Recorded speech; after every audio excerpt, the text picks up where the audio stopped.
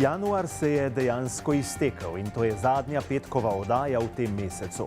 Naslednja bo v torek, torej že v februarju. In če pogledamo skozi očala optimizma, bo v tem mesecu zima stopila v drugo polovico, ko bo že nekoliko zadišalo po pomladi. Kljub vsem tegobam, ki nas pestijo, bo življenje hitro postalo lepše in bolj veselo. Ob tem se nehote zavemo, kako malo potrebujemo, da smo srečni in da nam pravzaprav nič ne more do živega. Nocojšnji poudarki so: država bo odkupila opremo družbe SVC v Litiji, Hrastnik mesto sončnih elektrarn. V občini Šmartno pri Litiji poteka javna razprava o proračunu za letošnje leto. Na protestu zaradi visokih položnic ogrevanja v Trbovljah le peščica občanov.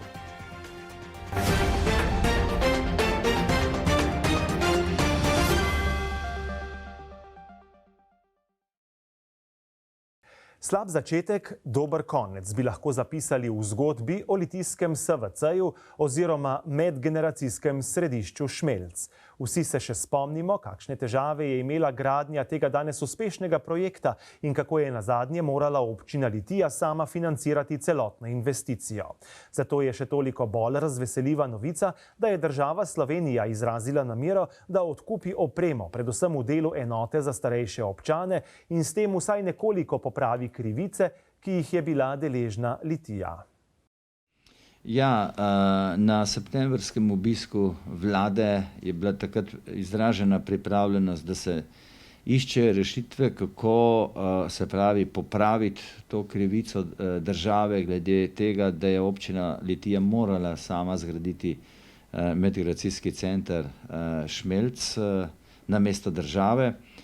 In zdaj prva faza teh prizadevanj je zagotovo že zelo blizu. To je v tem, da je dosežen bil dogovor, ki sicer še ni, se pravi v tem trenutku podpisan z Ministrstvom za delo, vendar aktivnosti tečejo v tej smeri, da, ker je že tudi narejena cenitev, da država odkupi in izrazila je to pripravljenost v preteklih dneh, da odkupi opremo, ki jo je tudi nabavila in opremila občina Litija v opremljanju, se pravi medgeneracijskega središča Šmelc. Gre se predvsem za tisti del, kjer je, se pravi, tukaj enota Doma Tisje in pa varstveno-delovnega centra, da se ta del opreme v celoti, se pravi, oceni, odkupi in seveda tudi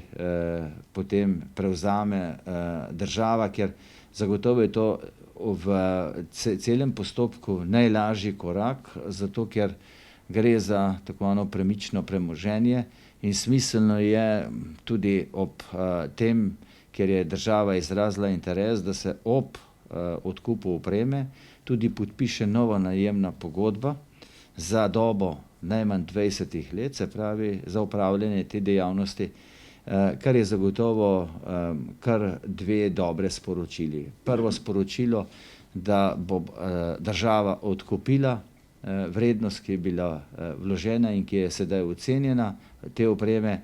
Drugo, da bo seveda tudi potem v nadaljnjem obdobju skrbela za obnovo te opreme. In tretje, da ima dom in tudi občina in predvsem pa občani sigurnost, da bo 20 let zagotovo tukaj enota in prepričan smo, da tudi bistveno dlje, vendar že pogodbena obveznost 20 let je zelo, bi rekel, pomembno jamstvo. Po naših ocenah gre za znesek, ki bo presegal 400 tisoč evrov. Zagotovo, bi rekel, že vrednost, ki je pomembna in ki bo lahko pripomogla k temu, da bomo kakšno, se pravi, projektno rešitev tudi v letošnjem letu lahko lažje razrešili, kot bi jo sicer.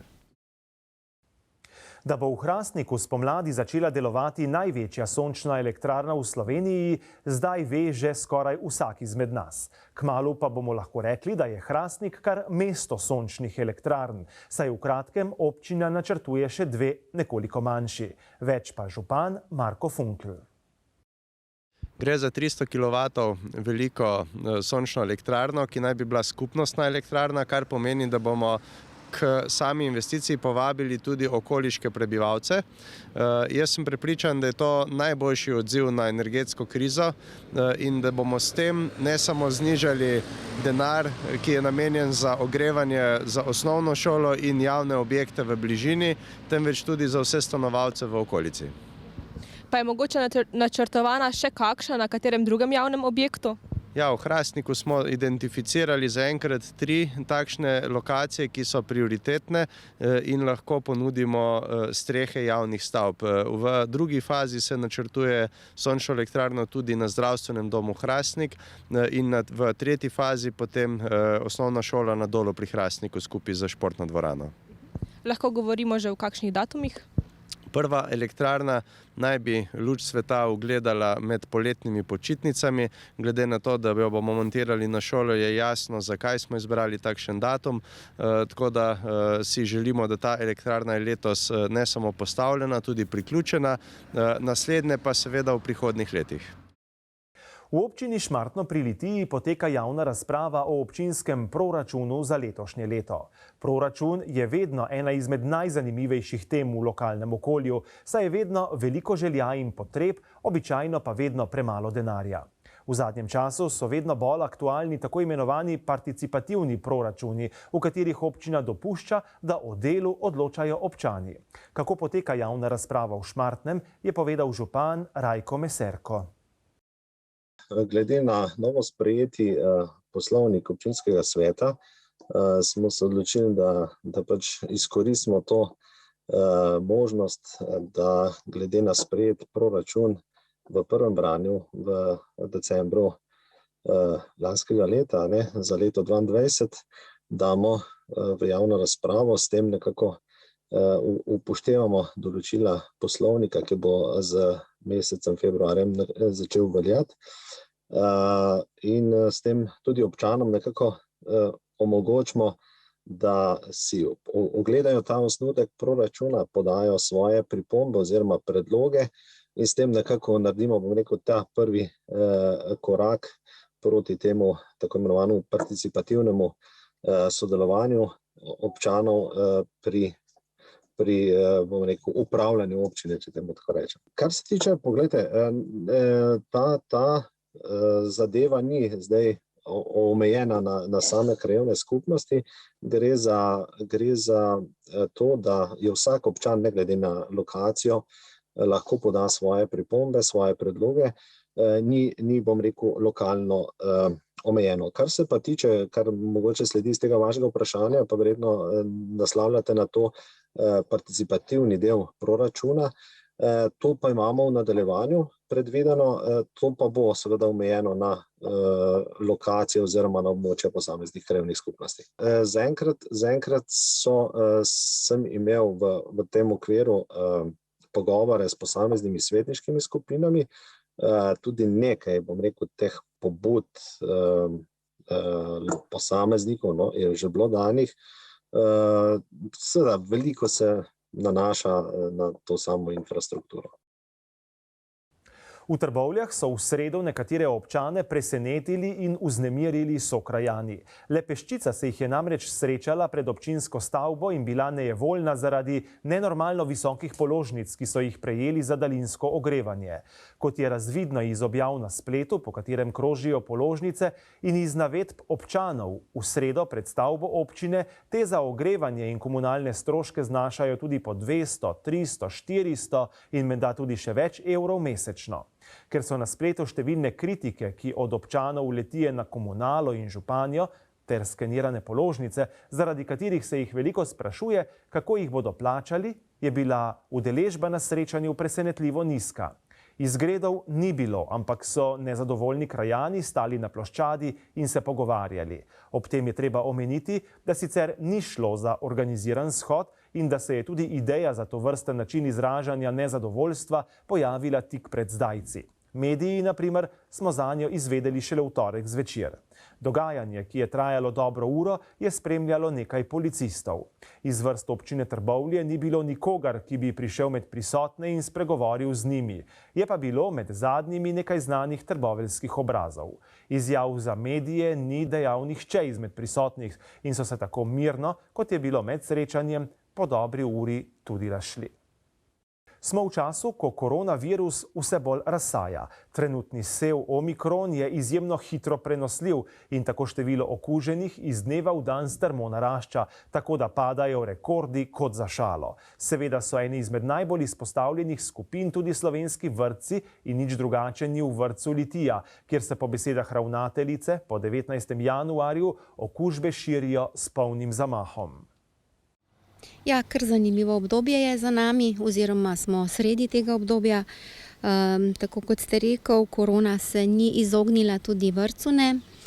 Od septembra do 19. januarja smo imeli pač izmenično 19 oddelkov v karanteni skupaj s strokovnimi delavci. Omikron pa je naredil svoje. Samo v tem mesecu nam je zbolelo več kot 30 strokovnih in tehničnih delavcev, tako da imamo kar pestro dogajanje. Od 19. januarja ni več karanten za celotni oddelek, tako da se priporoča samo testiranje za otroke. Ne vem, koliko se starši tega poslužujejo, pa vendar ta trenutek v tem tednu manjka 21 otrok potrjenih z okužbo doma. To pomeni tudi večji riziko za naše zaposlene, res nosijo maske, se pazijo, pa vendar se okužbi ne more izogniti. Tako da se na trenutke srečujemo kar s težko kadrovsko stisko. V enoti Jurček v Evnici trenutno nakazuje se Kresnička. Ravno danes sem zvedela za 2 nova pozitivna okužbe pri zaposlenih, tu v Medvedku v nekaj oddelkih. Skratka, zanimivo, pestro, ampak rešujemo. Lejte, mi smo se že navadili, da si pač nismo tako blizu, kot bi si želeli biti, se pravi, pazimo na to razdaljo. Mnoge aktivnosti smo dali žal na Zoom. Moram reči, da je to postala že kar praksa, tudi naše strokovne razprave znotraj vzgojiteljskega zbora potekajo preko Zooma. Malo manj aktivnosti z zunanjimi izvajalci, se pravi tudi starše ne vabimo na veliko, tudi te stvari so se prestavili na Zoom.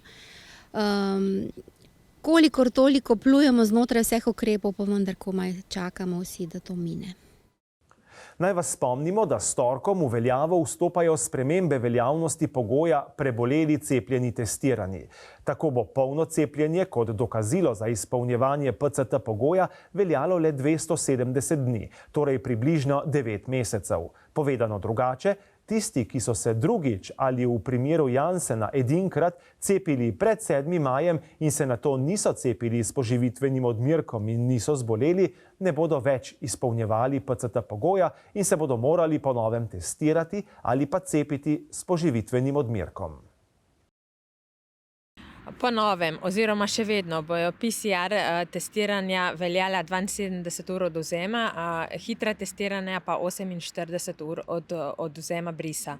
3-krat cepljeni z Johnsonom in s cepivom Pfizer in tisti, ki so najprej preboleli in bili cepljeni v 180 dneh oziroma do 14. septembra 2021 v 240 dneh in potem cepljeni še s 3. odmerkom, za vse te je rok potrdila neomejen. Tisti, ki so samo preboleli in niso cepljeni, njihov rok veljavnosti COVID potrdila bo 180 dni. Za vse ostale, ki so bili preboleli in bili enkrat cepljeni oziroma ki so bili cepljeni s cepivom Johnson in AstraZeneca, pa velja potrdilo 270 dni od cepljenja. Ste morda že zabeležili, da raste število 3. odmerkov? Veliko tistih, ki so se cepili prvič in drugič, so se cepili tudi tretjič, smo pa v zadnjem mesecu imeli tudi kar nekaj obiskov pacientov, ki so se prvi cepili.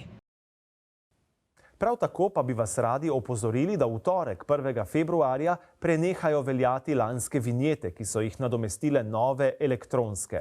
E-vinjeta je vezana na registrsko označbo vozila. Ob nakupu morate zato navesti pravilno registrsko oznako in državo registracije vozila ter izbrati e-vinjeto za pravilen cestninski razred. Na nadzornih točkah, avtocestnih počivališčih, mejnih prehodih, avtocestnih priključkih bo nadzor registrskih številk potekal s prenosno nadzorno opremo. Z nadzornimi kamerami za mobilni nadzor pa bodo opremljena tudi vozila cestninskega nadzora, kar bo cestninskim nadzornikom omogočalo nadzor med vožnjo. Za vozila, ki so registrirana v Sloveniji in se po avtocesti vozijo brez vinjete, bo kršilec po pošti dobil plačilni nalog in račun za e-vinjeto. Zdravstveni dom Litija je konec decembra lanskega leta prejel posebno priznanje Vlade Republike Slovenije in njenega predsednika za vso požrtvovalnost, nesebično delo in dosežke v času od nastopa pandemije koronavirusa. Priznanja so bili zelo veseli, o njem pa direktorica dr. Jožefa Kežar pravi. V juniju, 18. junija je bila sprejeta odredba za podeljevanje spominskega znaka za požrtvovalnost v boju proti COVID strani vlade države Slovenije in predsednika vlade države Slovenije. In v letu 2021 je mnogo zavodov to spominsko priznanje prejelo. Konec decembra smo sprejeli to priznanje tudi mi v zdravstvenem domu Litija, za kar se predstavnikom vlade, ki so to potrdili na naše predloge, zahvaljujem. Najbolj pa se zahvaljujem vsekakor svojemu kolektivu za požrtvovalno delo, za predanost zdravstvu, za potrpežljivost, za empatijo do pacientov, predvsem pa tistim, ki so bili v prvi bojni liniji. Celoten kolektiv je prijel na pobudo mene direktorice in pa tudi ustanovitelja občine Litija to priznanje, na kar smo zelo ponosni. S povezanostjo in zaupanjem zmoremo in bomo zmogli premagati tudi tako težke izzive, ki smo jih doživeli v zadnjih 2 letih. To pa je vse, kar smo vam pripravili za tokratno informativno oddajo Novice na ETV. Zahvaljujemo se vam za pozornost in vas lepo pozdravljamo.